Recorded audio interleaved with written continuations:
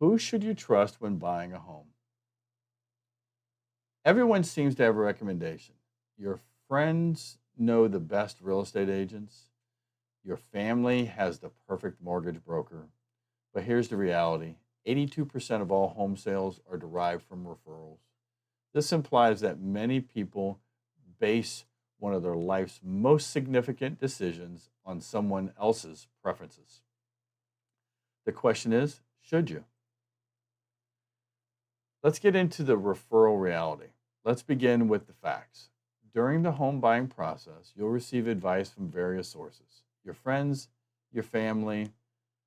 43% of the time, you're going to follow exactly what your friends and family's recommendations are. 42% of the time, you're going to follow the real estate agent's recommendation. 76% of the time, you're going to go with the realtor's loan person. Mortgage brokers, 76% of buyers rely on referrals from them. Online reviews, the Reddit community, the younger generation, 30% will decide to use a agent or a mortgage guy based upon what they see online. However, what most people overlook is that a recommendation does not guarantee the professional is right for you. Here's the good, the bad, and the bottom line. Friends and family, the trust factor, the good is they genuinely care and have no motive to deceive you. They've used these professionals and can share their true experience. The problem is, when was that last experience? That's one of the factors you should ask. The bad, they may lack understanding of what constitutes a proficient real estate professional or mortgage professional. Your cousin might adore the agent for being pleasant, but did she secure him the best deal or have good referral partners? Was she new in the business and just went with the first person she knew? The bottom line is high trust but limited expertise could cost you money.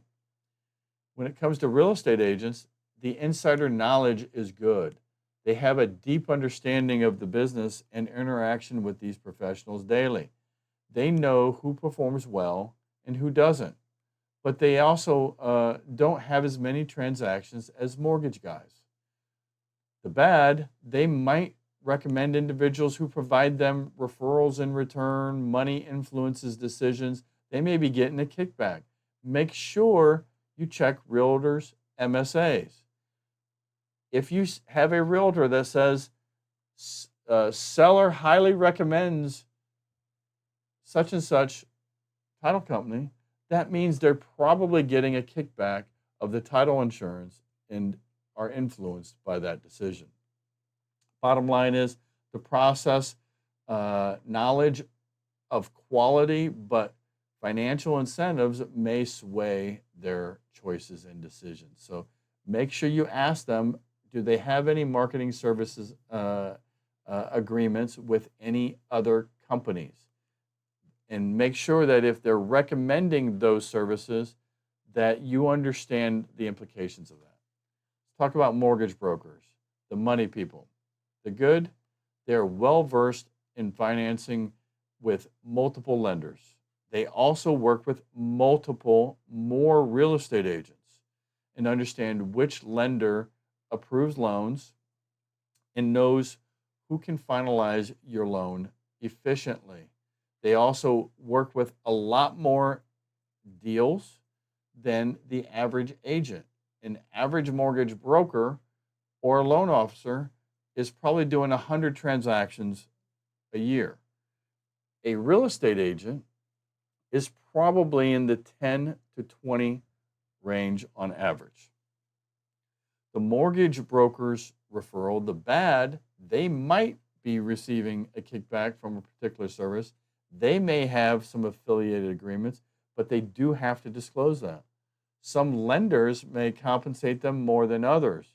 So, as a mortgage broker, they may have incentives to send deals to one lender versus another. I myself take that out of the equation. I have the same compensation across the board with every one of my lenders, so that could never be an issue for me. I never send a client to a specific lender because I'll make more money. I only send them to a specific lender if it's in their interest from a timing or financial standpoint. The bottom line, financial mortgage brokers, they have the expertise, but there's always potential conflicts of interest, so you want to be aware of those potentials. Online reviews, the wild, wild west, the good and the bad. So let's get into it. There are plenty of opinions out there readily available for you to investigate and double check. You can access these in real time while you're sitting on your couch and check to see what people have to say. Here's the thing, I'm going to give you a pro tip. If Joe just gave a referral for Kevin, Retcher's services from First Meridian Mortgage, ask for Joe's phone number and see if you can call him and see if it was a legitimate review. No one ever does that. That is a pro tip. Actually check the review. If that review was given by one of Kevin's clients, he's going to have his name and number. If he doesn't want, if he wants to check to see if that person will take a phone call, that's fine. If not, ask him for the next guy, the last review. I'm sure he'll be able to provide a couple of names and numbers for you. The bad is there are a lot of fake reviews out there, paid placements, and lack of accountability. So you kind of need to understand how those algorithms work. Anyone can post anything online for free. So the Reddit community is harder to actually post bad things, right? Google, you can send all your friends there for a Google review, but like I said, you can actually just ask for the name and number of someone that left a review and double check it. Yelp is another good site. They actually have algorithms that keep people from sending just their friends and family. If they don't believe the review, they're not going to post it. And they'll absolutely post every negative review. So if someone's got negative reviews on Yelp, then that's cause for concern because those aren't able to be screened in any way. Bottom line, reviews are convenient, but often unreliable or extremely reliable. If someone has 100, 200, 300 reviews over all these platforms, you can't fake that. The red flags to watch for, no matter who's making the recommendation, be on guard for these particular warning signs. If they can't provide a valid license or how long they've been in business. The other thing that particularly should be paid attention to, real estate agents.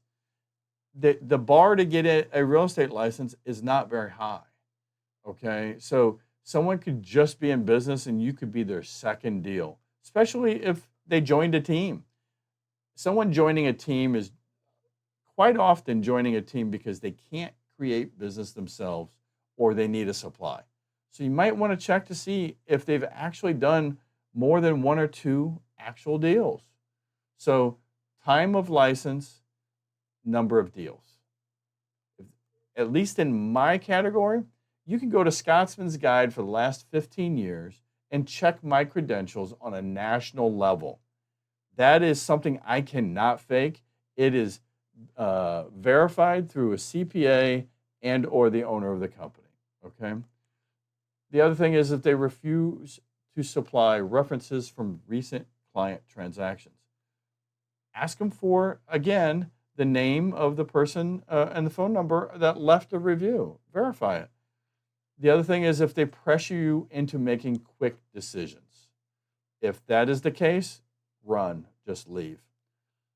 If they don't explain their fees clearly, if you have questions and they hem and haw, as a mortgage broker, we put everything in writing. There is more truth in lending and dealing with a mortgage broker than any bank or credit union.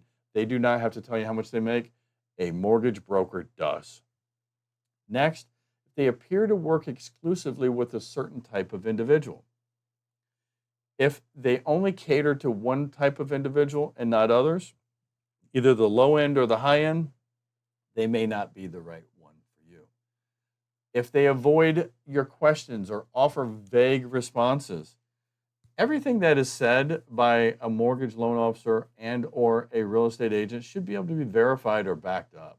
Ask, hey, how do you come up with that? Or what's your experience and why are you saying that? Ask questions. Remember, if something doesn't feel right, it likely isn't. Here's a few tips on how to research like a pro. Here's your action plan. Verify their licenses online. Search the databases, search their website.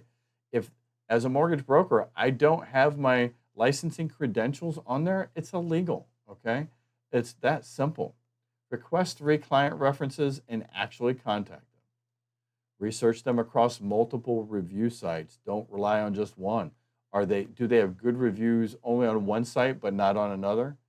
It should be consistent across the board, and quite often it might be the same people. In general, a lot of times people will post on Google and on Yelp, or on Yelp and on Nextdoor. So you should see a pattern there that's consistent. Meet them in person at their office, meet their team. Inquire specifically about their experience in the area that you want to potentially buy in.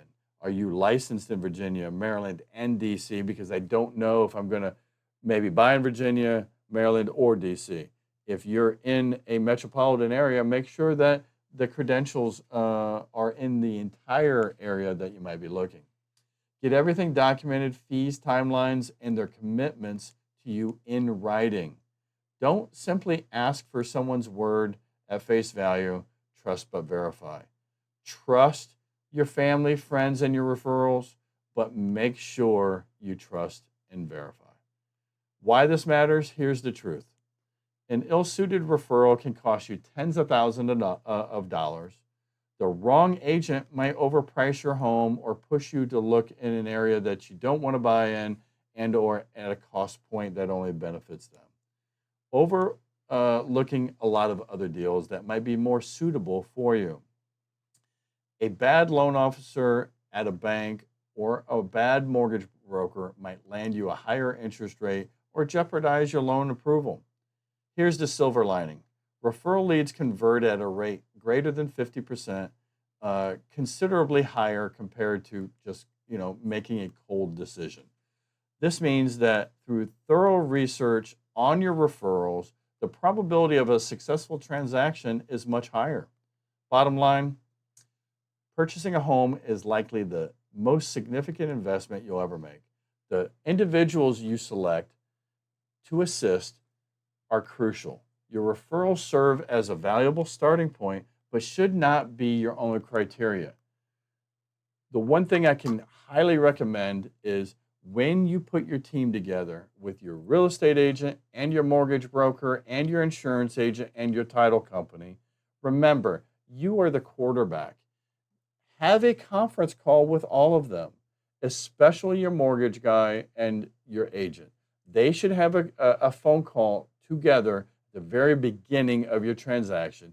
And you should just simply say, look, I'm using A as my lender, I'm using B as my real estate agent.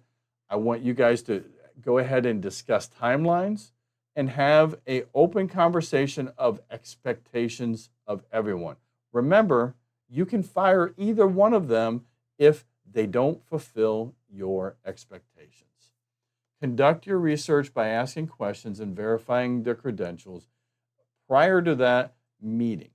Your future self will express gratitude and appreciation for the homework that you do up front. Remember, a solid referral marks the beginning of your research, but not the conclusion. The best professionals will welcome your inquiries. They'll appreciate your due diligence. Because ultimately, this is your home, your investment, and your future. Make a wise choice. My name's Kevin Retcher, owner of First Meridian Mortgage. It'll be my pleasure to serve you in the future. 703-799-5626. To all the Marines out there, I say Semper Fi. I'll talk to you soon.